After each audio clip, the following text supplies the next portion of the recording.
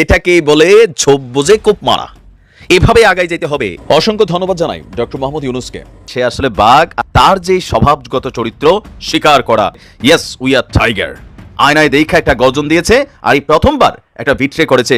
এই ভিট্রেটা জরুরি ছিল। এইটাই সিস্টেম। ধর তক্তা মার পেরেক স্টাইলে এই ঘটনা ঘটানো হয়েছে। সাপও মারলো লাঠি মানে ভাঙলো না, তাদেরকে যেন জেনারেল ওয়াকার বাঁচাইতে না পারে, এটা কভার করার জন্য একটা চিকন বুদ্ধি করছে। আমরা যখন যা কিছু ভাবি আর বলি তার কিছুটা হলো বাস্তবতা দেখতে পাই পরবর্তীতে। এটা সেনাপ্রধান ওয়াকারুজ্জামান নিজ হাতে করেছেন, কারণ সেনাপ্রধান ওয়াকারুজ্জামান একটি চেয়ারে, সর্বোচ্চ চেয়ারে, তার ডানে এবং বামে, সামনে এবং পিছনে যে ড্রোন অনেক রিকোয়েস্ট বা অনুরোধ করেও ভারত পায়নি তুরস্কের কাছ থেকে, সেই ড্রোন শুধু দেওয়া নয়, রীতিমতো সেই ড্রোনের ফ্যাক্টরি বানাচ্ছে বাংলাদেশে তুরস্ক। অর্থাৎ ইউ হার্ড রাইট, তুরস্ক এবং বাংলাদেশ যৌথভাবে ড্রোন ফ্যাক্টরি স্থাপন করতে যাচ্ছে বাংলাদেশে। এটি চলতে পারে না। একটি দেশের ভিতরে দুজন রাষ্ট্রপ্রধান থাকতে পারে না। আমরা এটি হতে দিতে পারি না। বাংলাদেশের জনগণ এটি হতে দিতে পারে না। অপরাধীর পরিচয় শুধুমাত্র অপরাধী।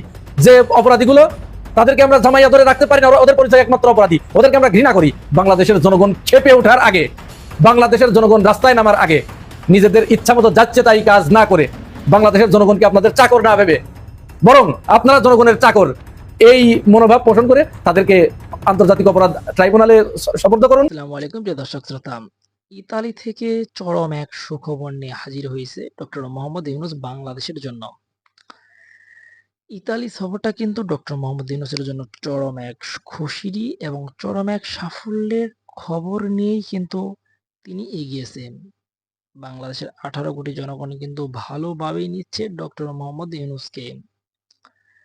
কোনোভাবেই ফেব্রুয়ারিতে নির্বাচন দিচ্ছে না এবং ডক্টর মোহাম্মদ ইউনুসকে আরো 5টি বছর ক্ষমতায় দেখতে যাচ্ছে তারা।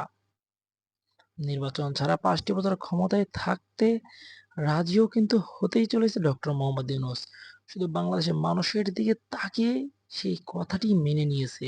যদি এমনটাই হয়, আরো 5টি বছর দীর্ঘ আয়ু হয় ডক্টর মোহাম্মদ ইউনুসের বাংলাদেশের প্রধান উপদেষ্টা হিসেবে, তাহলে বাংলাদেশের মানুষ তাকে কিভাবে গ্রহণ করবে, কতটা স্বস্তির বোধ হবে বাংলাদেশের মানুষের?